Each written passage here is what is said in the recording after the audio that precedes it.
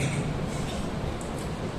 الحمد لله نحمده ونستعينه ونستغفره ونعوذ بالله من شرور أنفسنا ومن سيئات أعمالنا من يهده الله فلا مضل له ومن يضلل فلا هادي له وأشهد أن لا إله إلا الله وحده لا شريك له وأشهد أن محمدا عبده ورسوله أما بعد فإن خير الحديث كتاب الله وخير الهدي هدي محمد صلى الله عليه وسلم وشر الأمور محدثاتها وكل محدثة بدعة وكل بدعة ضلالة وكل ضلالة في النار. أعوذ بالله من الشيطان الرجيم. بسم الله الرحمن الرحيم. والعصر إن الإنسان لفي خسر إلا الذين آمنوا وعملوا الصالحات وتواصوا بالحق وتواصوا بالصبر. حاضرین مجلس، اسلامی بھائیوں، بزرگوں، دوستوں، عزیز ساتھیوں، پردہ نشین خواتین اسلام، اللہ کے فضل و کرم سے آج آپ کے سامنے کچھ کہنے کا اور کچھ سننے کا موقع نصیب ہوا ہے. اللہ تبارک و تعالیٰ سے دعا کرتے ہیں اللہ تبارک و تعالیٰ ہمارے کہنے سننے کو قبول فرمائے، ہمارے بیٹھنے کو قبول فرمائے، ہماری ٹوٹی پھوٹی جو بھی عبادتیں ہیں اللہ اسے شرف قبولیت سے نوازے. محترم سامعین، یہ ماہ رمضان جو کہ انتہائی عظیم الشان مہینہ بے شمار انگت رحمتوں، برکتوں اور سعادتوں کے ساتھ ہم پر سایہ فغن ہوا تھا، جو کہ بہت جلد ہم سے رخصت ہونے والا ہے. آج ہم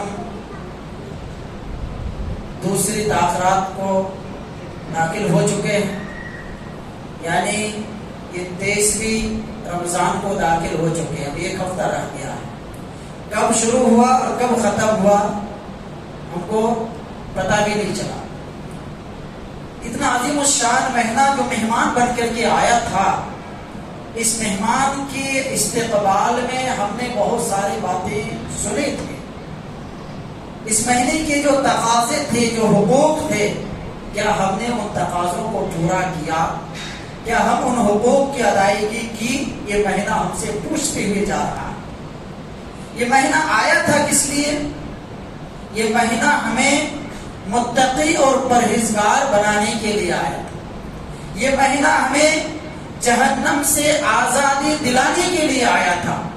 یہ مہینہ ہمیں جنت کا حقدار اور مستحق بنانے کے لیے آیا تھا. اب ہمیں خود اپنے آپ کا جائزہ لینا چاہیے. کیا ہم متقی، کیا ہم تقوی پرہیزگار کے اوصاف سے متصف ہوئے؟ ہمارے اندر تقوی پیدا ہوا؟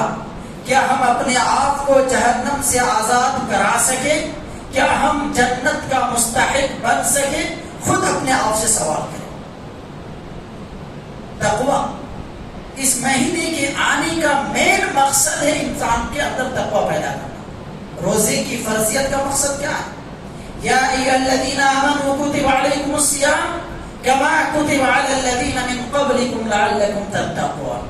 ایمان والو، تم پر رمضان کے روزے فرض کیے گئے ہیں جیسا کہ تم سے پہلے لوگوں پر بھی روزے فرض کیے گئے تھے. اور اس روزے کی فرضیت کا مقصد کیا ہے؟ لعلکم تتقون، تاکہ تم متقی اور پرہیزگار بن جاؤ.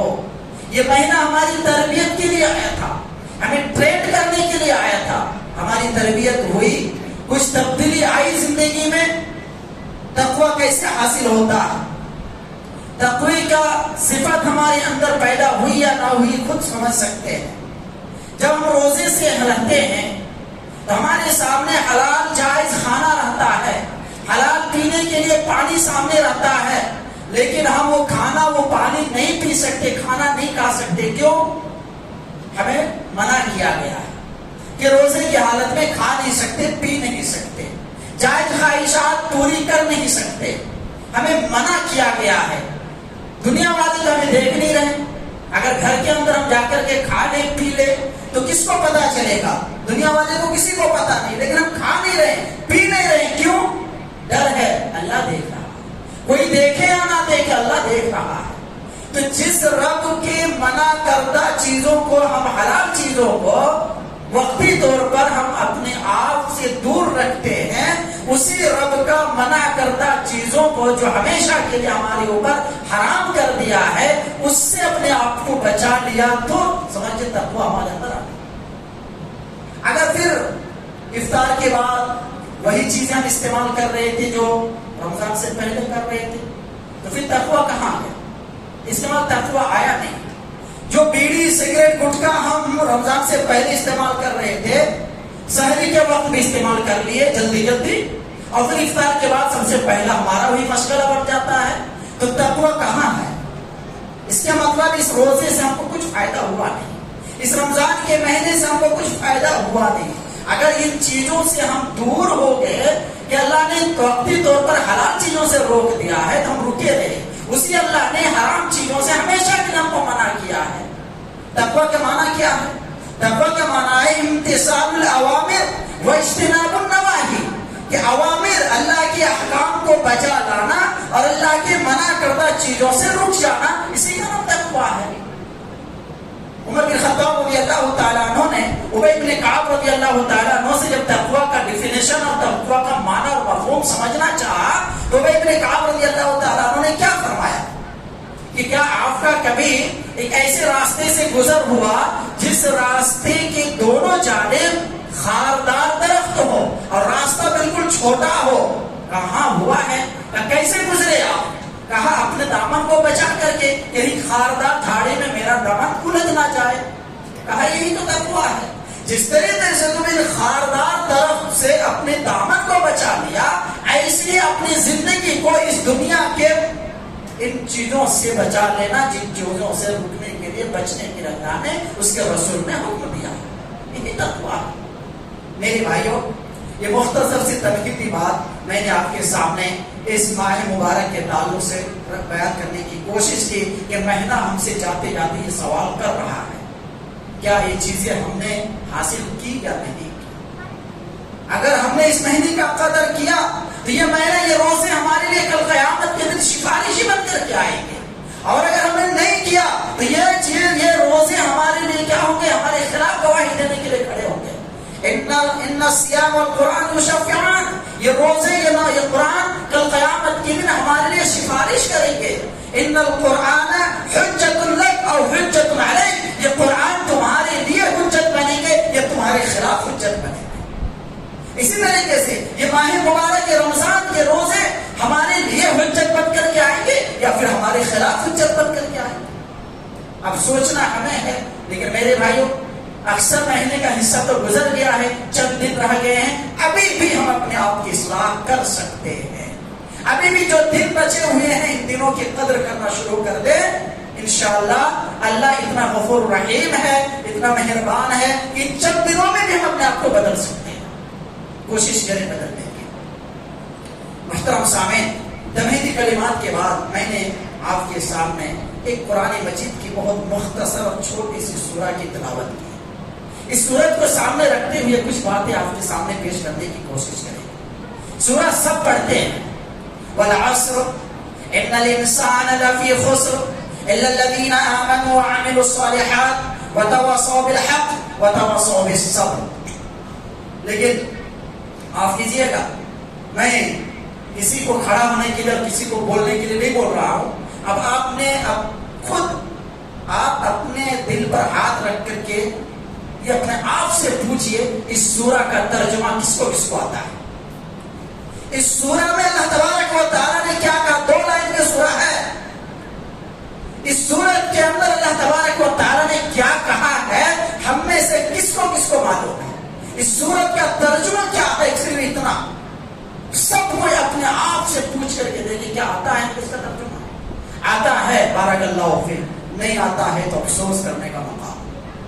ہمارے پاس ابھی اتنی موٹی انگلش بک آ جائے گی، اس کا ایک ایک لائن کا ہم ایکسپلینیشن کرنے کے لیے ہم کھڑے ہو جائیں گے، کوئی ٹینشن نہیں ہوگا، ایک بچہ کھڑا ہو کر کے ریڈ کر دے گا۔ لیکن یہ سورت جس قرآن کو اللہ تبارک و تعالیٰ نے نازل کیا ہے ہماری زندگی کو سدھارنے کے لیے، ہمیں اپنی زندگی گزارنے کے لیے ایک دستور دیا ہے، اس کے بارے میں ہم کو پتا نہیں۔ اگر ہم جس دیش میں جی رہے ہیں، اس دیش کا اگر لا ہم کو معلوم نہیں، اس دیش کا قانون ہی ہم کو معلوم نہیں، تو ہم کو کیسے پتا چلے گا کہ کس کام کو کرنے سے کس لا کے تحت ہم اپنا حق لے سکتے ہیں، یا ہم اس لا کے تحت مجرم بن سکتے ہیں یا بری ہو سکتے ہیں؟ پتا ہوتا ہے۔ یہ قرآن ہمیں زندگی گزارنے کے لیے ایک لا ہے، ہمارے لیے ایک دستور العمل ہے۔ اب ایک چھوٹی سی سورہ کا ترجمہ اگر ہم کو نہیں معلوم تو پھر ہمارے لیے کتنا افسوس کی بات ہے۔ اسی لیے میں بارہ بات کہتا ہوں کہ دنیا کے اندر سب سے زیادہ پڑھی جانے والی کتاب قرآن مجید ہے، سب سے زیادہ۔ لیکن افسوس اس بات پر بھی ہے کہ دنیا کے اندر سب سے زیادہ بغیر سمجھ کر کے پڑھی جانے والی کتاب یہ قرآن مجید ہے۔ بس حافظ صاحب کیا پڑھ رہے ہیں، ہم پیچھے کھڑے سن رہے ہیں، کیا معلوم؟ ہم خود پڑھ رہے ہیں، کیا معلوم؟ دنیا کے اندر یہ قوم ایسی ہے جو قوم پڑھتی ہے لیکن سمجھتی نہیں ہے۔ دنیا کے اندر کوئی بھی قوم نہیں پائیں گے آپ، ایک بائبل پڑھنے والے کرسچن کو آپ پہلے وہ پورا معنی سمجھتا ہے، ایک گیتا پڑھنے والے کو ہندو کے بجائے وہ گیتا نہیں سمجھتا ہے، نہیں سمجھتے تو پڑھتا نہیں ہے۔ لیکن ہم پڑھتے بھی ہیں اور سمجھتے بھی نہیں ہیں۔ اس صورت میں اس لیے اتنی باتیں کی کہ ان جیسی صورتوں کا ترجمہ ہمیں آنا چاہیے اور اس کے بارے میں معلومات حاصل کرنی چاہیے۔ اس صورت کے تعلق سے امام شافعی رحمۃ اللہ علیہ نے کیا فرمایا معلوم ہے؟ امام شافعی رحمۃ اللہ علیہ فرماتے ہیں کہ اگر قرآن مجید کا نزول نہ ہوا ہوتا، صرف یہی ایک سورہ اگر نازل ہو گیا ہوتا تو انسان کی حجت کے لیے کافی تھا۔ لو ما انزل اللہ حجۃ علی خلقہ الا بهذه السورۃ لکفتهم۔ تفسیر ابن کثیر علامہ ابن کثیر رحمۃ اللہ علیہ نے اس کو نقل کیا ہے کہ اگر پورا قرآن نازل نہ ہوا ہوتا، صرف اس امت کے اوپر حجت قائم کرنے کے لیے اللہ تبارک و تعالیٰ اسی ایک سورہ کو نازل کر دیتا تو اس کے لیے حجت کے لیے کافی تھا۔ اب قیامت کے دن کوئی بندہ اللہ کے سامنے یہ کہہ نہیں پاتا کہ اللہ میرے پاس تو کوئی دستور العمل نہیں تھا، میرے پاس تو کوئی ایسی کتاب نہیں تھی جس کو پڑھ کر کے میں سمجھتا۔ یہی ایک سورہ۔ ایک اور مطلب فرماتے ہیں کہ لو تدبر الناس بهذه السورة لوسعتهم، اگر لوگ صرف اسی ایک سورت کے اندر تدبر کر لے، تفکر کر لے اور اس سورت کو سمجھ لے تو ان کی زندگی بدلنے کے لیے کافی ہے۔ صرف یہی ایک سورہ، کس کو؟ سورۃ العصر۔ قرآن بار بار ہمیں اس بات کی طرف دعوت دے رہا ہے، افلا یتدبرون القرآن، کیا تم قرآن میں غور و فکر نہیں کرتے؟ قرآن کو تم سمجھتے نہیں؟ اور اللہ پھر قرآن میں کہہ رہا ہے وَلَقَدْ يَسَّرْنَا الْقُرْآنَ لِلذِّكْرِ فَهَلْ مِن مُدَّكِرٍ، البتہ تحقیق کہ ہم نے قرآن کو سمجھنے کے لیے بہت آسان بنایا ہے کوئی اس قرآن سے نصیحت حاصل کرنے والا؟ پتہ کیا چلا کہ قرآن بہت آسان ہے، بس ہمارا دماغ ہی، ہمارا مزاج ہی نہیں بن رہا ہے قرآن کو سمجھنے کا۔ میرے بھائی، اس سورت کے تعلق سے ایک بات اور بھی یاد رکھیں، کتنی عظیم سورہ ہے۔ امام بحق رحمۃ اللہ علیہ فرماتے ہیں کہ صحابہ اکرام میں سے دو صحابہ جب بھی آپس میں ملتے، دین و دنیا کی جو بھی باتیں ہوتی باتیں کرتے، لیکن جب اپنے سامنے سے دونوں جدا ہوتے تو جدا ہونے سے پہلے اس سورت کی تلاوت ضرور کرتے۔ مثلا عبداللہ عبدالرحمن دونوں آپس میں ملے، بات چیت ہوئی، اب دونوں رکو بھائی، اعوذ باللہ من الشیطان الرجیم، بسم اللہ الرحمن الرحیم، والعصر ان الانسان لفی خسر الا الذین آمنوا وعملوا الصالحات وتواصوا بالحق وتواصوا بالصبر۔ السلام علیکم ورحمۃ اللہ وبرکاتہ۔ یہ صحابہ اکرام کا طریقہ ہے۔ کیوں؟ اس لیے کہ کہہ رہا نا، یہ سورت پوری ہمارے لیے حجت ہے، دلیل ہے۔ اسی سورت کو سمجھنے سے ہماری زندگی بدل سکتی ہے۔ آئیے اس کا مختصر سا سلیس ترجمہ اور اس کے بعد چند باتیں آگے بیان کرنے کی کوشش کرتے ہیں۔ کیا کہا گیا سورت کیا؟ اللہ تبارک و تعالیٰ نے فرمایا ان الانسان لفی خسر، بے شک والعصر، قسم ہے زمانے کی. پہلے اللہ تبارک و تعالی قسم کھا رہا ہے, زمانے کی قسم. دیکھیے عصر کا معنی دو ہے, ایک ہے زمانے کے معنی میں دہر زمانہ, اور ایک ہے عصر کا وقت خود. عصر کا وقت بھی بڑا ہی اہم ترین وقت ہے. اس وقت کو بھی ہم غنیمت نہیں سمجھتے ہیں, اس کو یوں ہی بتا دیتے. عصر کا وقت بڑا بابرکت وقت ہے. جب فرشتے 24 گھنٹے میں چینج ہوتے ہیں تو 2 ہی وقت میں چینج ہوتے ہیں اور آتے ہیں. ڈیوٹی چینج ہوتی ہے فرشتوں کی 2 ہی وقت میں, ایک ہے فجر کا وقت, ایک ہے عصر کا وقت. جو فرشتے فجر کے وقت دنیا میں آتے ہیں وہ عصر کے وقت چلے جاتے ہیں, اور جو عصر کے وقت آتے ہیں وہ فجر کے وقت جاتے ہیں. اور اللہ تبارک و تعالیٰ ان فرشتوں سے پوچھتا ہے, بتاؤ میرے بندے کو کس حال میں چھوڑ کر کے آیا؟ تو فرشتے کہتے ہیں کہ میرے پروردگار, جب میں گیا تھا تو تیرے بندے سجدے میں تھے, جب میں آیا تو سجدے میں چھوڑ کر کے آیا. جو نماز میں حاضر رہتے ان کے لیے. اسی لیے اللہ کے رسول صلی اللہ علیہ وسلم نے فرمایا, جس نے عصر کی نماز جان بوجھ کر کے چھوڑ دی, اس کا فقط قتل اہلہ و مالہ, اس کا اہل و عیال, مال و دولت, ساری چیزیں اس کی تباہ ہو گئی, برباد ہو گئی. آج ہم عصر کی نماز چھوڑ کر کے, جماعت ترک کر کے دنیاوی کاموں میں مشغول رہتے ہیں. تو عصر کا وقت ماننے, اس کا معنی والعصر, عصر کے وقت کی قسم کھا رہے ہیں اللہ تبارک و تعالیٰ, یا پھر زمانے کی قسم کھا کر کے فرما رہے ہیں. دونوں معنی یہاں پر صحیح. اس کے بعد اللہ تبارک و تعالیٰ زمانے کی قسم کھا کر کے یہ فرما رہا ہے, ان الانسان لفی خسر, بے شک انسان سارے کے سارے گھاٹے میں ہے, نقصان میں ہے. مفسر کرام فرماتے ہیں کہ گھاٹے سے مراد 2 لاکھ 4 لاکھ 5 لاکھ روپے کا گھاٹا نہیں, یہ 10-20 ہزار روپے کی گھاٹا نہیں. ایک بزنس مین کو اگر گھاٹا ہو جائے 2 4 10 20 50 ہزار لاکھ 2 لاکھ روپیہ, تو اس کی ریکوری کر لیتا ہے وہ کسی نہ کسی طریقے سے. لیکن یہاں پر جو گھاٹے کی بات کہی گئی ہے, اس گھاٹے سے مراد کیا ہے, اس نقصان سے مراد کیا ہے, اس خسارے سے مراد کیا ہے, اس کی ہلاکت اور تباہی مراد ہے. کہ سارے کے سارے انسان ہلاکت, تباہی, بربادی میں ہے. ہم دنیا میں کامیاب انسان کس کو سمجھتے ہیں؟ جن کے پاس بینک بیلنس ہے, جن کی اچھی ڈگری ہے, جن کا اچھا عہدہ ہے, جن کی اچھی بزنس چل رہی ہے, یا کسی بڑی پوزیشن میں اونچا کھڑا ہے, کسی عہدے میں فائز ہے, کسی بڑے افسر بن چکا, کسی بڑے عہدے میں فائز ہو کر کے بڑا افسر بن گیا ہے, منسٹر بن گیا ہے, بڑا کامیاب انسان ہے. اللہ تبارک و تعالیٰ فرما رہا ہے یہ سب کے سب ہلاکت اور تباہی بربادی میں ہے. ہاں, اس ہلاکت, تباہی, بربادی, نقصان, خسارے اور گھاٹے سے مستثنا الگ لوگ ہیں, چند لوگ ہیں. اس سے مستثنا کیا ہے؟ الا الذین آمنوا وعملوا الصالحات وتواصوا بالحق وتواصوا بالصبر. جس انسان کے اندر یہ 4 اوصاف پائے جاتے ہیں, وہ انسان خسارے سے, گھاٹے سے, نقصان سے الگ ہے. اب یہ 4 اوصاف ہمارے اندر ہے یا نہیں ہے, خود اب جائزہ لیں. یہ دنیا میں کامیاب ہونا کوئی کامیابی نہیں. ہم نہیں کہہ رہے میرے بھائی, ہمارا آپ کا, دنیا کے انسان کا معیار الگ الگ ہو سکتا ہے کامیابی تولنے کا, کہ یہ کامیاب ہے کہ نہیں ہے, یہ کامیاب ہے کہ نہیں ہے.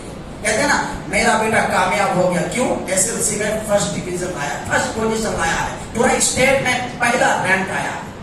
میرا بیٹا کامیاب ہو گیا ہے اس لیے کہ UPSC میں اس کا فرسٹ رینک آ گیا ہے. یہ دنیا میں اعتبار سے کامیاب ہو سکتا ہے, لیکن رب نے اس کو کامیاب نہیں کہا. رب نے کامیاب کس کو کہا ہے؟ سنیے, فمن زحزح عن النار وادخل الجنة فقد فاز وما الحياة الدنيا الا متاع الغرور. فمن زحزح عن النار, کامیاب وہ ہے کہ جو جہنم سے بچا لیا گیا, وادخل الجنة, اور جنت میں داخلہ مل گیا, فقد فاز, سکسیسفل انسان ہوا ہے, کامیاب انسان ہوا ہے. جہنم سے بچ جانا, جنت کا مستحق بن جانا, یہ کامیابی کی دلیل ہے. یہ مہینہ ہمیں اسی کے لیے آیا تھا کہ ہم کو جہنم سے آزاد کرا کر کے جنت کا مستحق بنائے. بنے کہ نہیں بنے, خود اپنے آپ کا محاسبہ کرنا چاہیے. عمر بن خطاب رضی اللہ تعالیٰ عنہ اس لیے کہا کرتے تھے حاسبو قبل ان تحاسبکم، کہ اپنے آپ کا محاسبہ کر لو قبل اس کے کہ تمہارا حساب لیا جائے۔ اللہ کہے گا کہ میں نے تمہاری زندگی میں اتنا عظیم الشان مہینہ لے کر کے آیا تھا، تم نے پورا مہینہ گزارا تھا، لیکن کیسے گزارا تھا اس کا حساب۔ میرے بھائیو، جب حساب کی بات آئی تو اس حدیث کو بیان کیے بغیر رہنا مشکل ہے۔ بارہا سنتے ہیں، ترمذی کی روایت ہے، لا تزال قدم ابن آدم حتى يسأل عن 5 وفي روایت عن 4، کہ اللہ تبارک و تعالی کے سامنے کل قیامت کے دن میدان محشر میں بنی آدم کا قدم آگے بڑھ نہیں سکتا، ہل نہیں سکتا، یہاں تک کہ 5 سوالات کے جواب دے دے۔ ایک روایت میں 4 سوالات کے جواب جب تک نہ دے دے۔ میدان محشر ذرا یاد کیجیے، جب میدان محشر کی بات آئی تو اس کو ذرا سامنے رکھیے کہ راوی حدیث کیا فرماتے ہیں کہ میدان محشر چٹیل میدان تانبے کی طرح تپ رہی ہوگی اور سورج 1 میل کی اونچائی پر ہوگا۔ آج کتنے میل کی اونچائی پر ہے؟ سائنس پڑھنے والے بتائیں گے، ہمیں تو معلوم نہیں، لیکن لاکھوں کروڑوں میل تو کر ہی سکتے ہیں۔ کروڑوں میل کی اونچائی پر ہے سورج، اس کے باوجود تھوڑی سی گرمی، کیا سمجھ لیجیے کیسی گرمی ہے، ابھی فین بند ہو جائے، ابھی سورج نہیں ہے، تب بھی دن کی جو تپش پڑی ہوئی ہے اسی کی وجہ سے ہم برداشت نہیں کر پاتے، فین اگر بند کر دیا تو بیٹھنا مشکل ہو جائے گا۔ سورج 1 میل کی اونچائی پر، اور 1 میل کیا ہے یہ راوی حدیث فرماتے ہیں کہ مجھے معلوم نہیں ہے کہ اس میل سے مراد ڈسٹینس والا میل ہے یا وہ میل سے مراد وہ لکڑی ہے جس لکڑی کے ذریعے سے انسان سرمے دانی سے سرما نکال کر کے اپنے آنکھ میں لگاتے ہیں۔ سرمے دانی میں ایک لکڑی ہوتی ہے نا، ایک انگلی سمجھیے، یہ ڈسٹینس 1 میل تقریباً آج کل کتنا 1.5 کلومیٹر ایسا کچھ ہوتا ہے، تو 1.5 کلومیٹر اونچائی پر جائیے، وہ مراد ہے یا یہ لکڑی والا میل مراد ہے جو سرمے دانی میں ہوتی ہے؟ اگر اس کو بھی لے لیتے ہیں ڈسٹینس 1.5 کلومیٹر اونچائی کتنا ہوگا؟ اتنے دور پر مجھ سے سورج ہوگا، انسان برہنہ مادر ذات برہنہ ہوگا، زمین تانبے کی طرح تپ رہی ہوگی۔ حدیث بتلا رہی ہے کہ انسان کی اپنے کیے ہوئے کے مطابق ان کے جسم کے پسینے میں وہ ڈوب رہا ہوگا، کوئی اپنے گھٹنے تک، کوئی کمر تک، کوئی ناک تک، کوئی گلے تک، کسی کا ناک میں لگام لگا رہا ہوگا۔ اور اس وقت کا یہ علم کہ انسان اپنے قدم کو آگے بڑھا نہیں سکتا جب تک کہ رب تعالیٰ کے سامنے وہ ان سوال کے جواب نہ دے دے۔ کیا سوال ہوگا؟ پہلا سوال، عن عمرہ فیما افناہ، عبداللہ بتا میں نے تجھے 60 سالہ زندگی دے دی، 15 سال زندگی تمہارا حساب نہیں ہے کیونکہ تم بالغ نہیں ہوئے تھے 15 سال سے پہلے، 15 سال کے بعد تم بالغ ہوئے ہو، 15 سے لے کر کے 60 سال بیچ میں یعنی کہ 45 سال کی اس عمر کو تم نے کہاں گزارا؟ ٹھیک ہے، بچپن کی زندگی کا حساب نہیں ہے، بچپن کی زندگی کا حساب نہیں ہے جب تک کہ بالغ نہ ہو جائے، لیکن 15 سال 17 سال یا 16 سال کی عمر میں جب بالغ، بلوغت سے لے کر کے مرنے دم تک جب جتنی عمر ہوتی ہے اس کے، اس عمر کے بارے میں اللہ تبارک و تعالیٰ پوچھے گا کہ تو نے اس عمر کو کہاں پر گزارا تھا۔ دوسرا سوال ہوگا وَعَنْ شَبَابِهِ فِيمَا أَبْلَى، اسپیشلی طور پر ایک سوال ہوگا جوانی کے بارے میں۔ ہمارا نوجوان کرتے ہیں نا، یہ جوانی کا مرحلہ بڑا عجیب مرحلہ ہوتا ہے، اسی مرحلے میں انسان سدھرتا بھی ہے، بہکتا بھی ہے، برباد بھی ہوتا ہے، بنتا بھی ہے، سنورتا بھی ہے۔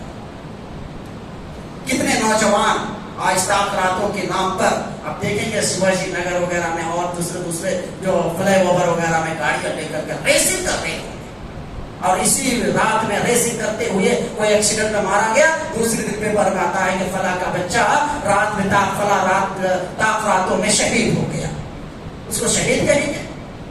کیسے شہید کہیں گے اس کو؟ ذرا سوچیے، وہ تاک راتوں میں مسجد میں آ کر عبادت کرنے کے بجائے وہ ریسنگ میں نکل گیا اور جا کر کے کہیں ٹکرا گیا اور مر گیا، اس کو شہید کا درجہ کہیں گے؟ رمضان کے مہینے میں تاک راتوں میں مرا، بھائی صاحب رمضان کے مہینے میں مرنے والا جنت میں چلا جاتا ہے نا۔ آپ لوگ ہی تو بولتے ہیں کہ دیکھو رمضان کے مہینے میں جنت کے دروازے کھول دیے جاتے ہیں، جہنم کے دروازے بند کر دیے جاتے ہیں۔ میرے بھائی حدیث کا معنی سمجھے نہیں ہے. اسی لیے کیا کوئی زہر کھا کر کے مر جائے تب بھی جنت میں چلا جائے گا؟ وہ کوئی سوسائڈ کر لے تب بھی جنت میں چلا جائے گا؟ اس کو سوسائڈ میں کہا جائے گا. یاد رکھیں اس چیز کو.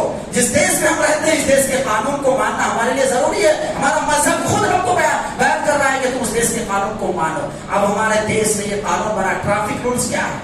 فلاں جگہ پہ 30 کلومیٹر اسپیڈ سے آگے نہیں گاڑی چلا نہیں سکتے, 40 کی اسپیڈ سے آگے نہیں جا سکتے, 60 کی اسپیڈ سے آگے نہیں جا سکتے. رہتا ہے کہ نہیں لگا ہوا؟ جب آپ 60 کی اسپیڈ سے آگے نہیں جاتے اور 120 کی اسپیڈ میں جا کر آپ مریں گے تو آپ قانون کے خلاف نہیں کیے. یہ اسپیڈ بریک ہے, یہ جو لگایا ہے کس لیے؟ ہماری زندگی کی حفاظت کے لیے نا. تو پھر ہم جب 120 کی اسپیڈ سے گاڑی بھگائیں گے اور اوور ٹیک کریں گے اور اس کے بعد جا کر کے ایکسیڈنٹ کا شکار ہو کر کے کہیں گے شہید ہو گیا. اسی لیے تو ہمارے اوپر کہتے ہیں کہ یہ لوگ خودکشی کرتے, بم جا کر کے اپنے آپ کو مار دیتے اور کہتے ہیں کہ دیکھو ہم شہید ہیں.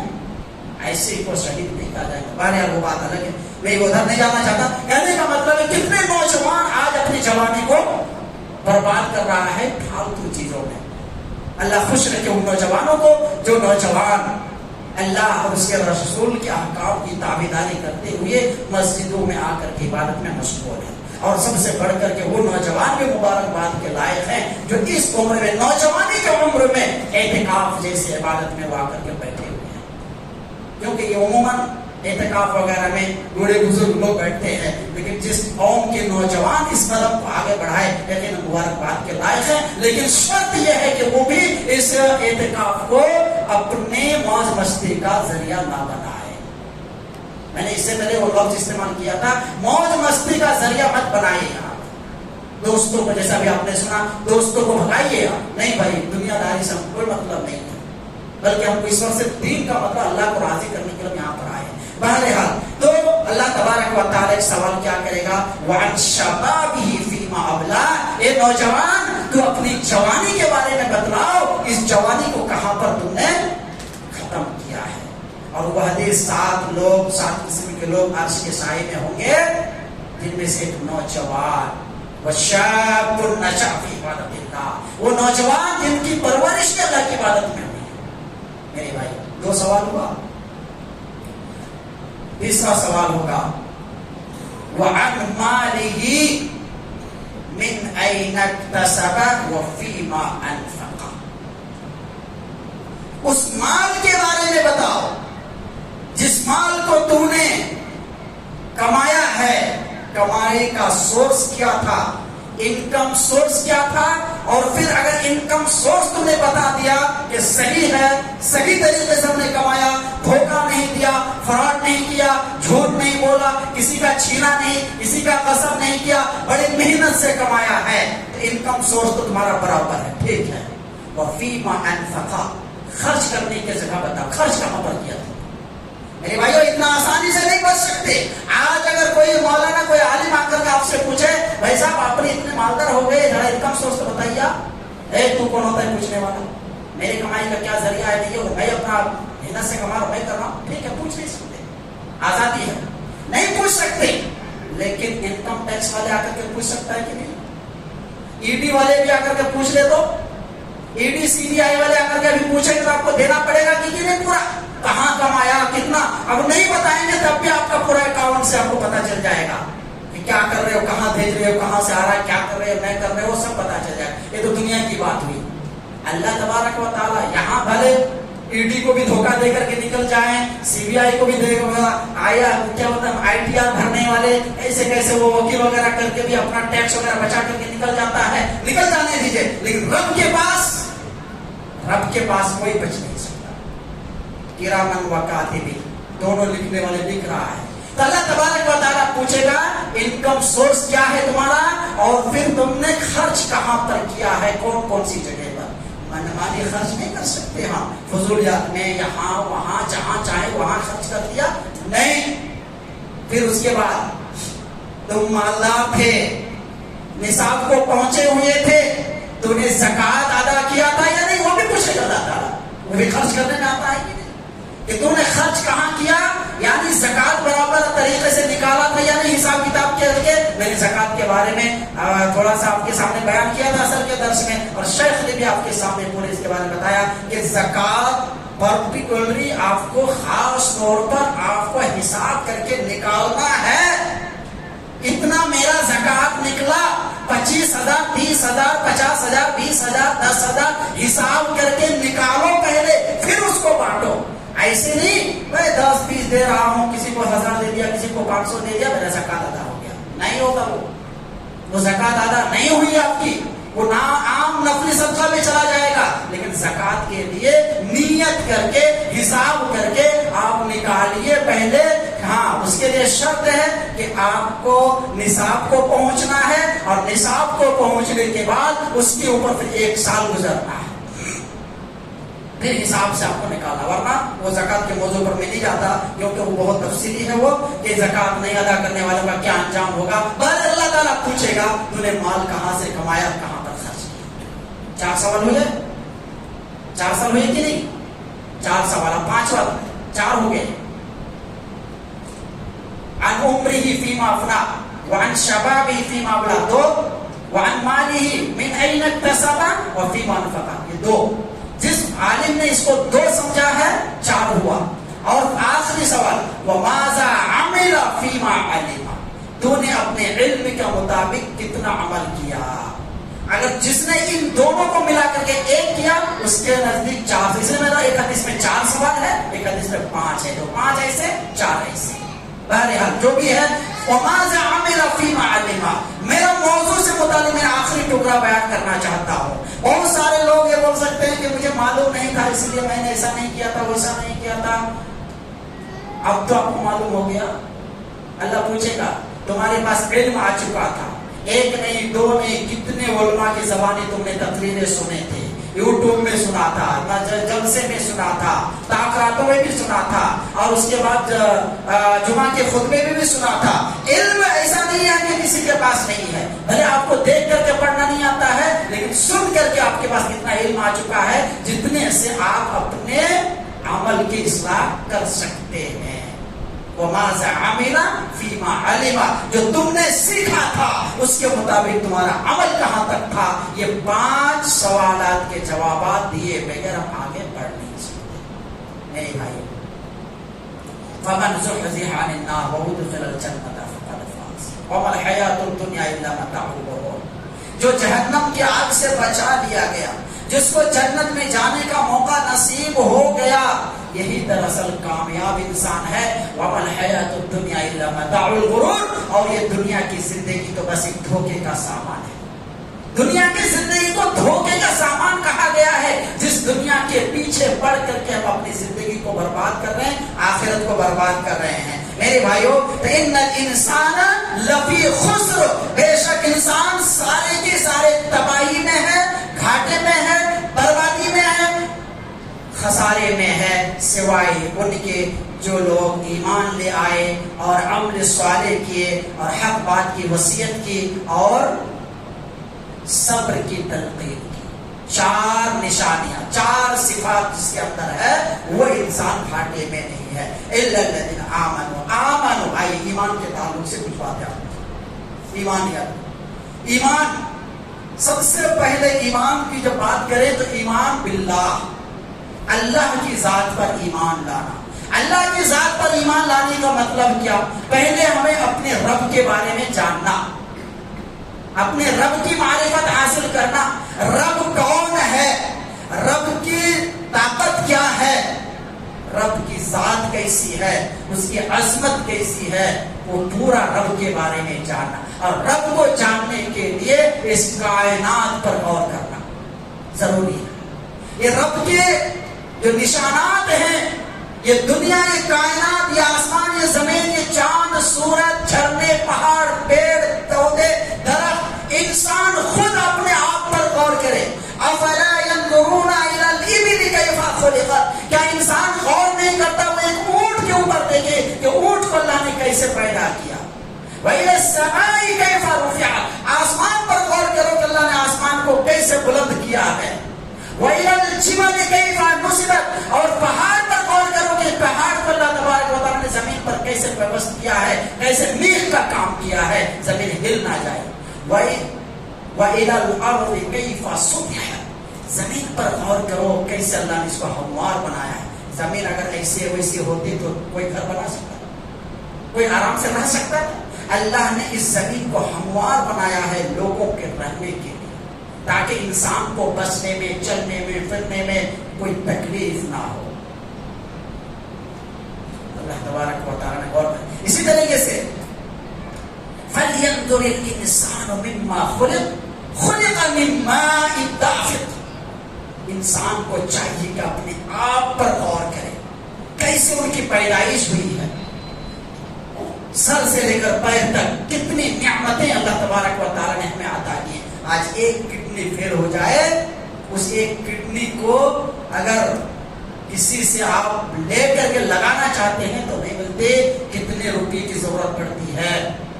انسان کا صرف کوئی پھیپھڑا خراب ہو جائے تو دیکھیے کیا ہوتا ہے، ایک آنکھ خراب ہو جائے، وہ سب چھوڑیے، وہ سب سلامت ہے میرے بھائیوں۔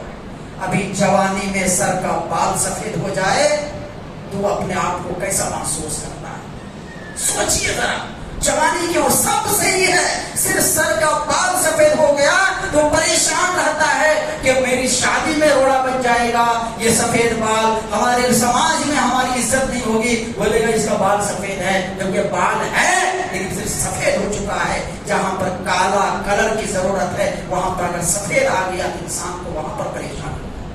انسان اپنے آپ پر غور کرے تو اس طریقے سے اللہ کو پہچاننے کے لیے ان اللہ کی کائنات پر غور کیجیے، رب کی معرفت حاصل ہوگی۔ اسی کو کہتے ہیں اصول ثلاثہ میں یہ چیز آتی ہے، رب کی معرفت، نبی کی معرفت اور دین اسلام کی معرفت، جس کو قبر میں 3 سوال کے نام سے جانتے ہیں۔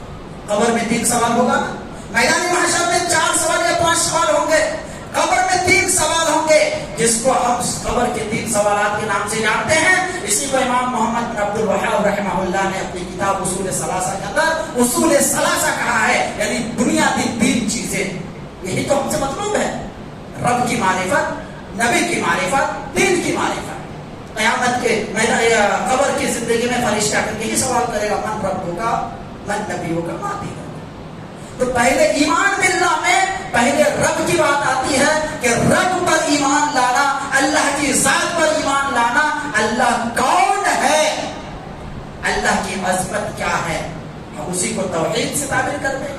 اللہ کو اکیلا تنہا خالق، مالک، مدبر، پالنہار، مشکل کشا، حاجت روا تسلیم کرنا، ماننا اس بات کو کہ رب نے ہی مجھے پیدا کیا ہے، رب ہی مجھے روزی دینے والا ہے، رب ہی مجھے بیمار کرنے والا ہے، رب ہی مجھے شفا دینے والا ہے، میری بگڑی بنانے والا وہی اکیلا اللہ ہی ہے، اور مجھے مصیبتوں میں ڈالنے والا بھی وہی اللہ ہے، مصیبتوں سے نکالنے والا بھی اللہ ہی ہے، اس کے علاوہ کوئی نہیں۔ ہماری تمام قسم کی عبادتوں کا مستحق اور حقدار وہی اللہ کی ذات ہے، اسی کو ایمان باللہ کہتے ہیں۔ اللہ کی ذات پر ایمان، پھر رسولوں کی ذات پر ایمان، رسولوں پر ایمان، جتنے انبیاء اور رسول ہم نام کے ساتھ جانتے ہیں اور جن کے کا ہم نام نہیں جانتے ہیں، مجمل طور پر جتنے بھی انبیاء اور رسول اس دنیا میں آئے ہیں ان تمام رسولوں پر ایمان لانا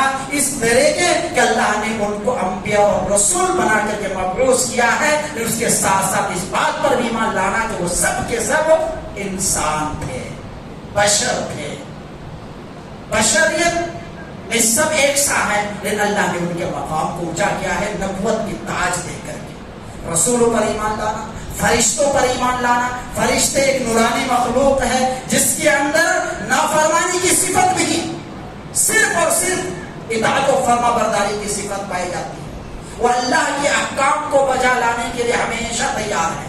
اسرافیل علیہ السلام کو اللہ نے حکم دیا ہے کہ تم کو سور پھونکنا ہے، وہ سور اپنے منہ میں لگائے ہوئے ہے۔ جس دن اللہ نے اس کو پیدا کر کے یہ ذمہ داری دی ہے اس وقت سے لے کر کے سور پھونکنے تک بالکل اسی طریقے سے ہے، ایک چھپلک چھپکنے کے برابر بھی وہ ادھر سے ادھر نہیں ہے، کب رب کا حکم ہو جائے۔ جبریل علیہ السلام کی ذمہ داری جو ہے تمام فرشتوں کا سردار ہے، سردار کی جو ذمہ داری ہے وہ ذمہ داری باپ کو ادا کر رہے ہیں۔ میکائیل علیہ السلام کی جو ذمہ داری ہے ان کو اپنی ذمہ داری دی گئی ہے۔ ملک الموت کو جو ذمہ داری دی گئی ہے وہ اپنی ذمہ داری کو بخوبی نبھا رہے ہیں، کس کا روح قبض کرنا ہے، کیا کرنا نہیں کرنا وہ اپنا کام کر رہے ہیں۔ ان کے اندر نافرمانی کی صفت نہیں ہے، اور وہ مخلوق نورانی مخلوق ہے، نور سے اس کو پیدا کیا، وہ اللہ کی مخلوق ہے نہ کہ اللہ کا حصہ. جیسے بعض لوگ کفار مشرک اللہ کی بیٹیاں قرار دیتے ہیں، نعوذ باللہ من ذالک، یہ اللہ کی مخلوق ہے. فرشتوں کی ذات پر ایمان لانا، کتابوں پر ایمان لانا، تمام آسمانی کتابوں پر ایمان لانا کہ یہ تمام آسمانی کتابیں اللہ کی طرف سے نازل کردہ کتابیں ہیں، لیکن ان میں سے جو کتابیں تحریف ہو چکی ہیں اس کی کوچ بھی چلنے والا نہیں ہے. آخری کتاب قرآن مجید کا قانون چلنے والا ہے. کتابوں پر ایمان لانا، فرشتوں پر ایمان لانا، ہمیں تقدیر کے اچھے اور برے ہونے پر ایمان لانا کہ اللہ نے جو تقدیر بنائی ہے اس تقدیر میں اچھائی بھی ہے، برائی بھی ہے، لیکن ہم نہیں جانتے ہیں کیا ہے، اللہ نے کس کی قسمت میں کیا لکھا ہے. اسی لیے ہم کو اچھائی کی طرف ہمیشہ جانے کی کوشش کرنا، محنت کرنا، کوشش کرنے کے بعد جو نتیجہ نکل آئے سامنے اسی کو مقدر سمجھنا. پہلے مقدر میں ہے بول کر کے گھر میں بیٹھ جانا یہ کوئی کمال کی بات نہیں ہے. توکل اللہ، تقدیر پر بھروسہ کر کے بیٹھ جانا یہ کمال کی بات نہیں ہے. پہلے اسباب کو اپنائے، نتیجہ جو نکلے اس کے بعد کہے کہ قسمت میں یہ تھا، یہ ہوا. تقدیر کے اچھے اور برے بھی ہونے پر ایمان رکھنا ہے. کبھی اچھا بھی ہو سکتا ہے، لاس بھی ہو سکتا ہے، فائدہ بھی ہو سکتا ہے.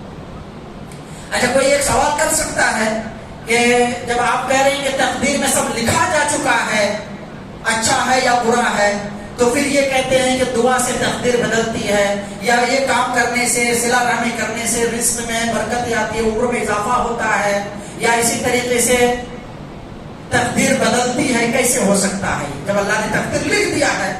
تو دیکھیے تقدیر کی دو قسمیں ہیں، ایک ہے تقدیر معلق اور ایک ہے تقدیر مبرم. تقدیر مبرم وہ اللہ کے لوح محفوظ میں ہے، اس میں کوئی چینجنگ نہیں ہو سکتی ہے. ایک ہے تقدیر معلق جو فرشتوں کے سامنے رہتا ہے وہ، اور اس میں یہ بھی رہتا ہے کہ یہ بندہ صلہ رحمی کرے گا، فلاں عمل کرے گا، دعا کرے گا تو اس کی تقدیر کو ایسے بدل دی جائے گی. تو یہ ہے تقدیر کا مسئلہ. بہر ایمانیت میں یہ چیز، ایمانیت میں یہ چیز آئی.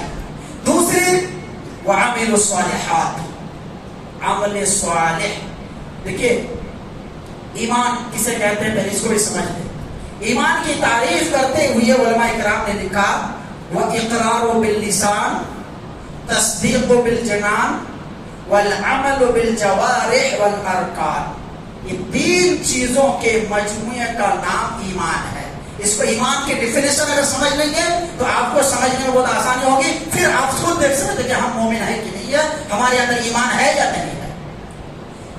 دل سے تصدیق کرنا، یہ جتنے بھی چیزیں آپ نے کہی آپ کے سامنے ایمانیت میں، دل سے تصدیق کرنا، صرف زبان سے نہیں. اللہ ایک ہے، وہ تو کافر لوگ بھی کہتا ہے، وہ اوپر والا ایک ہے، کہتا ہے کہ نہیں؟ اوپر والا ایک ہی ہے، سب کا ایک ہے، سب کا مالک ایک ہے. غیر مسلم کی گاڑی میں سب کا مالک ایک ہے لکھا رہتا ہے. سب کا مالک ایک ہے، وہ زبان سے تو بول رہا ہے لیکن دل سے اس کی تصدیق نہیں کر رہا ہے. دل سے تصدیق کرنا، اس کے ساتھ ساتھ زبان سے بھی بولنا، اور پھر جب زبان سے اقرار کر لیا، دل سے تصدیق کر لیا، تو پھر اس کے تقاضے کو پورا کرتے ہوئے عمل کر کے بھی ثابت کرنا. اللہ کو ایک مانتے ہیں، وہی ہمارا معبود برحق ہے، تمام عبادتوں کا مستحق وہی ہے، تو پھر سجدے، رکوع، تمام عبادتیں اسی کے لیے ہم بجا لائیں، تب جا کر کے ثابت ہوگا. اللہ کو ایک مانتے ہیں اور غیروں کے سامنے جا کر کے سجدہ کرتے ہیں. کہاں سے ہوا بتائیے؟ تضاد ہوا کہ نہیں؟ دل میں، زبان میں اور عمل میں تضاد ہوا کہ نہیں؟ تو اسی لیے اس کا ایمان میں ایک رکن نہیں پایا گیا، تینوں رکن پایا جانا ضروری ہے ایمان میں، تب جا کر کے وہ مومن ہوگا. ورنہ ایک ایک چیز کر لے، اگر عمل کر لے، صرف عمل کرنے کا دیکھیں گے ابو طالب نے عمل کیا تھا. ابو طالب نے دین کی اتنی حمایت کی ہے اور اس دین کو پھیلنے میں اتنا مدد کیا ہے کہ شاید ہم اتنا مدد نہ کر سکیں. بھتیجے سے کیا کہا تھا؟ جا بھتیجے، آج کے بعد تو جو کرنا ہے کر، تیرے پیچھے ہم ہیں، جو بھی آئے گا پہلے اس سے مجھ سے لڑنا ہوگا. ابو طالب کے دبدبہ تھا، ان کی اتنی طاقت تھی اور اتنا اس کا رسوخ تھا کہ کوئی ان کے سامنے ہمت نہیں کر سکتا آنکھ ملانے کی. اور اسی لیے ابو طالب کا جب انتقال ہو گیا تو اللہ کے رسول صلی اللہ علیہ وسلم کے اوپر ظلم کے پہاڑ ٹوٹنے شروع ہو گئے. لیکن ابو طالب نے زبان سے اقرار نہیں کیا تھا، جبکہ دل بھی تصدیق کر رہا تھا. ان کا دل مانتا تھا کہ میرا بھتیجا جس چیز کی دعوت دے رہا ہے یہ بالکل صحیح ہے.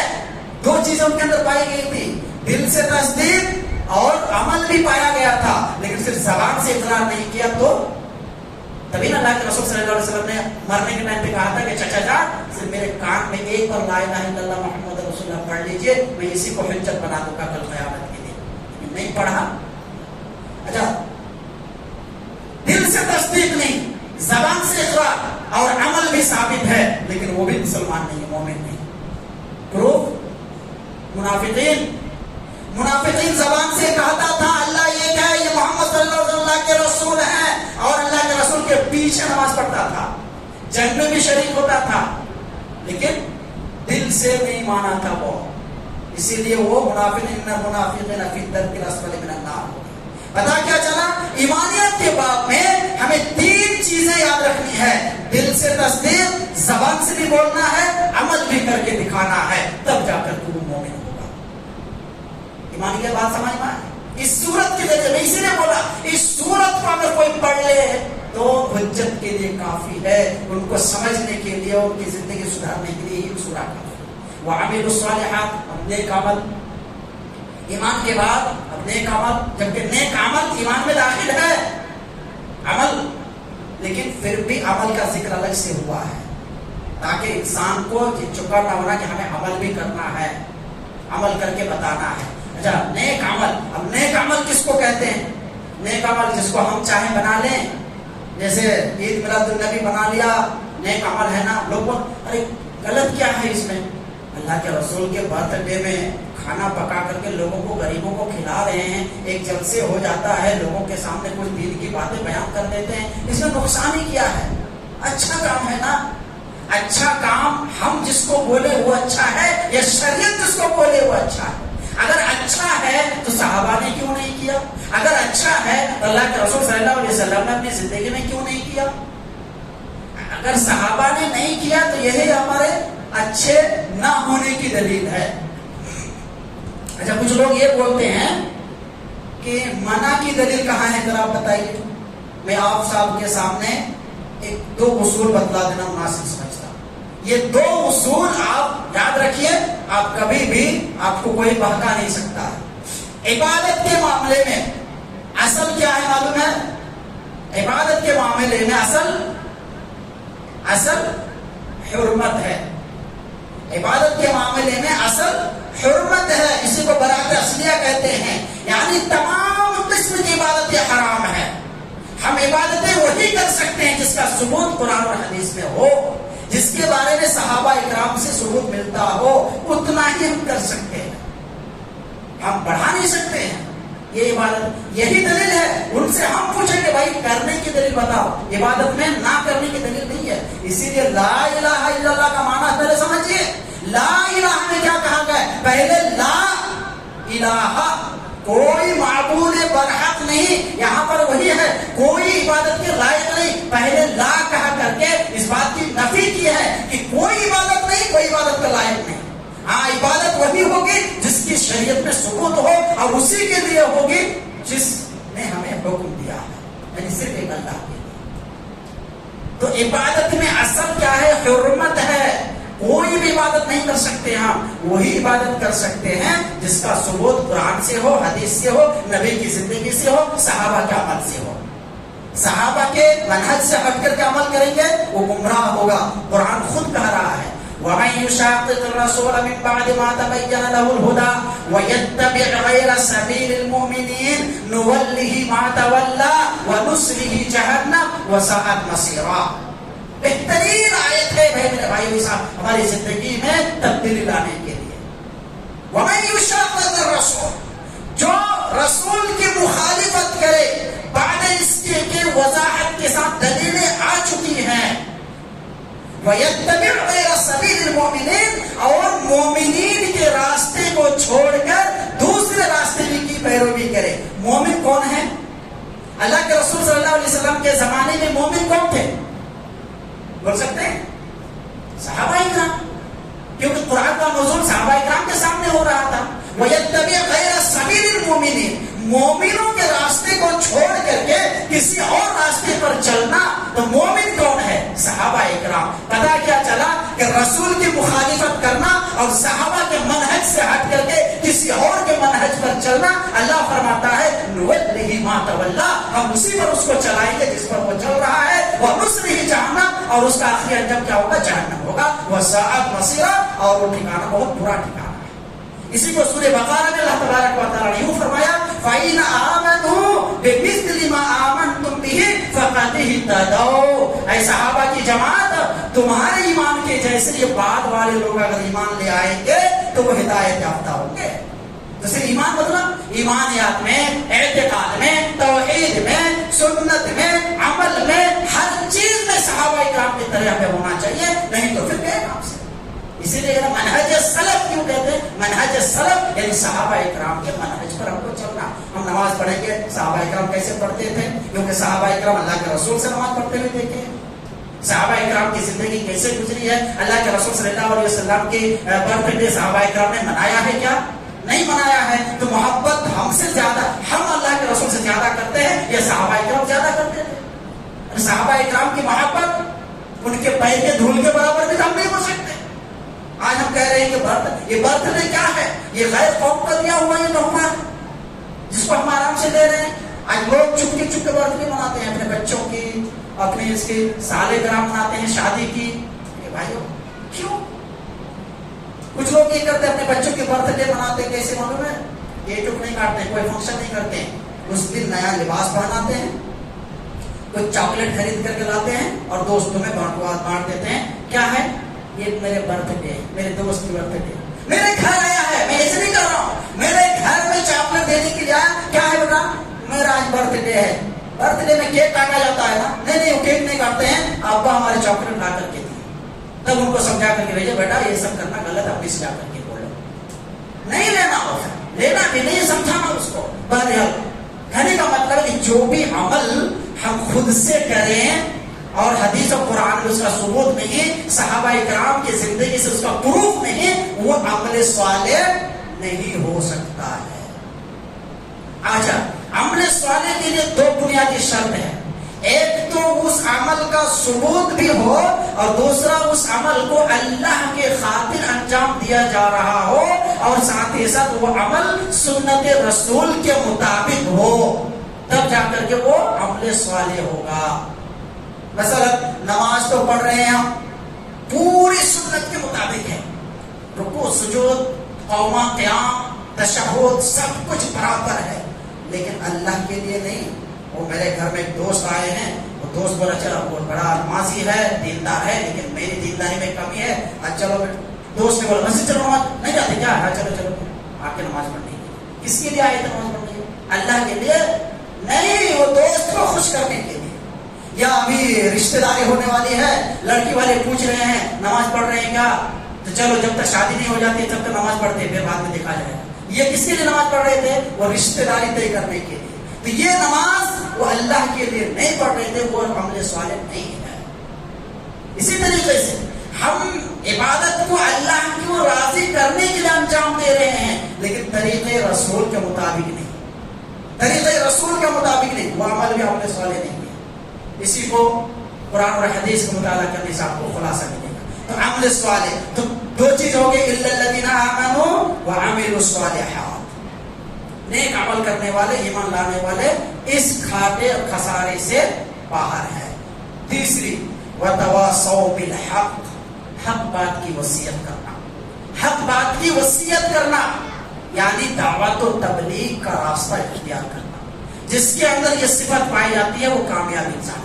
آج تو ہماری امتیازی شان ہی یہی ہے، ایک مسلمان کی امتیازی شان ہی ہے دعوت و تبلیغ کا کام کرنا، اصلاح کا کام کرنا، لوگوں کو صحیح راستے کی طرف بلانا، برے راستے سے لوگوں کو بچانا، یہ ہمارا امتیازی شان ہے۔ اسی کو اللہ تبارک و تعالیٰ نے قرآن کے اندر دوسری جگہ پر ارشاد فرمایا کنتم خیر امہ اخرجت للناس تأمرون بالمعروف وتنہون عن المنکر وتؤمنون باللہ، تم بہترین امت ہو جو لوگوں کے لیے نکالے گئے ہو، تمہارا کام ہوتا ہے بھلائی کی طرف بلانا، تمہارا کام ہوتا ہے برائی سے روکنا، اور تم اللہ کی ذات پر ایمان رکھتے ہو۔ میرے بھائیو یہاں پر غور کیجئے، اللہ نے ہمیں خیر امت کہا ہے، خیر امت کہنے کے بعد کیا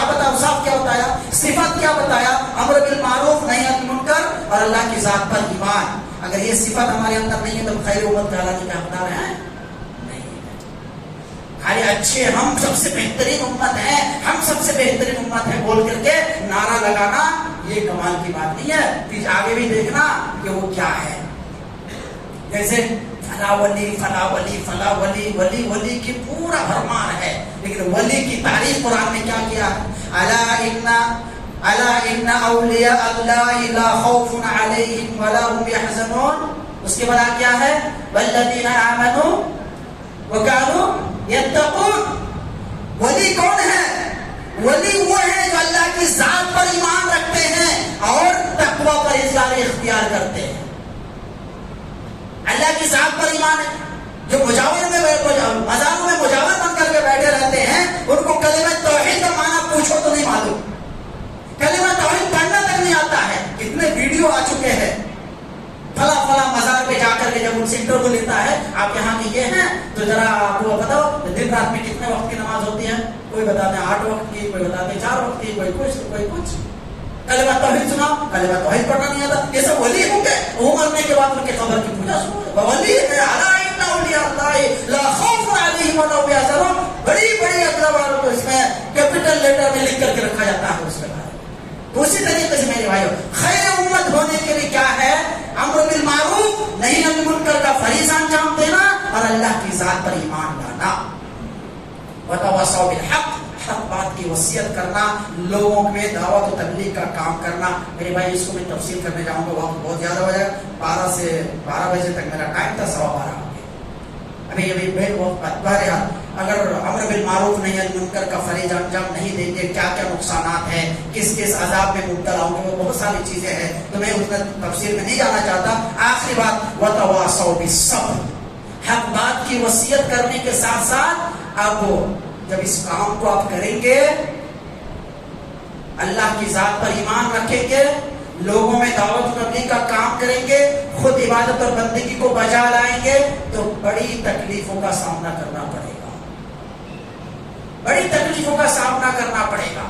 اس وقت تم کو صبر کرنا ہے. تو اس بات کی بھی تلقین کرنا، دیکھو بھائی اسلام میں آئے ہو، مسلمان بنے ہو، اللہ کی عبادت کرو گے، نبی کی اطاعت کرو گے، دین اسلام پر چلو گے، توحید پر چلو گے، تم دین کی خدمت کرو گے، لوگوں کو بھلائی کی طرف بلاؤ گے، لوگوں سے کو برائی کے راستے سے روکو گے، تمہاری زندگی میں بڑی کٹھنائیاں آئیں گی. تم کو اس پر صبر کرنا ہوگا. صبر کی تلقین، صبر کی تلقین، کیونکہ اس دنیا میں کسی دین کا کام کرنے والوں کے لیے یا دین پر چلنے والوں کے لیے، توحید پر ثابت قدم رہنے والوں کے لیے قدم قدم پر پریشانی ہے. یہ راستہ پھولوں کا راستہ نہیں، یہ کھاروں کا راستہ ہے. یہ گلوں کا راستہ نہیں، یہ کھاروں کا راستہ ہے میرے بھائیو. اس میں پریشانی، شیطان آپ کو بہکائے گا، دشمنان اسلام آپ کو تکلیف دے گا، طرح طرح کے پریشانی آئیں گے. اب نبیوں کی پوری سیرت پڑھ کر کے دیکھیے، صحابہ کی زندگی کو پڑھ کر کے دیکھیے، کیسی کیسی تکلیفوں کا سامنا کرنا پڑا ہے. تو صبر سے کام، صبر سے کام لیں گے تبھی جا کر کے کامیاب ہوں گے. اللہ کے رسول صلی اللہ علیہ وسلم کے سامنے صحابہ اکرام آ کر کے اسی پریشانی کی شکایتیں کیا کرتے تھے، ایسی ایسی تکلیفیں. اللہ کے رسول پچھلے امتوں کی کہانیاں بیان کر کے، واقعات بیان کر کے ان کو تسلی دیتے. اور خود قرآن میں کہا ہے ام حسبتم ان تدخلوا الجنة ولما يأتكم مثل الذين خلوا من قبلكم مستهم البأساء والضراء وزلزلوا حتى يقول الرسول والذين آمنوا معه متى نصر الله ألا إن نصر الله قريب. کیا تم یہ سمجھ رکھے ہو اب حسبتم ان تدخلوا الجنة کہ تم بس یہ گمان میں ہو کہ ہم جنت میں چلے جائیں گے اور تمہارے اوپر وہ حالات نہیں آئے جو حالات تم سے پہلے لوگوں پر آئے تھے، بیماریاں، مصیبتیں، طرح طرح کی تکلیفیں، ایسی پریشانی حتی زلزلوا، یہاں تک کہ چھوڑ دیے گئے، برداشت سے باہر ہو گیا. تب اس وقت کے پیغمبر بھی اور ان کے ساتھی بھی یہ کہنے پر مجبور ہو گئے متی نصر اللہ، اللہ کی مدد کب آئے گی؟ اللہ فرماتا الا ان نصر اللہ قریب، اللہ کی مدد ان قریب آنے والی ہے. پہلے تم صبر کا مظاہرہ تو کرو, صبر کا تم ثبوت دو, پھر اللہ کی مدد آئے گی. میرے بھائیو, اس سورت کا تھوڑا سا مختصر سا ترجمے کے ساتھ ساتھ اس کا میں نے تفسیر آپ کے سامنے رکھنے کی کوشش کی ہے. اللہ تبارک و تعالیٰ سے اس امید کے ساتھ کہ آپ اس کو سمجھنے کی کوشش کریں گے اور اپنی زندگی میں ان باتوں کو نافذ کرنے کی کوشش کریں گے اور قرآن کو سمجھ کر کے پڑھنے کی کوشش کریں گے. اللہ تبارک و تعالیٰ سے دعا ہے, اللہ تبارک و تعالیٰ ہمیں آپ کو, دنیا کے سارے مسلمانوں کو توحید پر ثابت قدمی عطا فرمائے. ایمان باللہ اور عمل صالح, وتواصوا بالحق وتواصوا بالصبر, ان تمام چیزوں پر ہمیں کما حقہ اللہ تبارک و تعالیٰ ثابت قدمی عطا فرمائے. اللہ تبارک و تعالیٰ ہم میں سے ہر انسان کو اس دین اسلام پر, توحید پر ثابت قدمی عطا فرمائے اور جب تک دنیا میں زندہ رکھے, اسلام و ایمان کی حالت میں زندہ رکھے, اور جب ہمارا خاتمہ ہو تو ایمان بالخیر ہو. آمین. اقول قولی ھذا استغفر اللہ لی ولکم ولسائر المسلمین فاستغفروہ انہ هو الغفور الرحیم. سبحانک اللہم وبحمدک, اشہد ان لا الہ الا انت, استغفرک واتوب الیک. السلام علیکم ورحمۃ اللہ.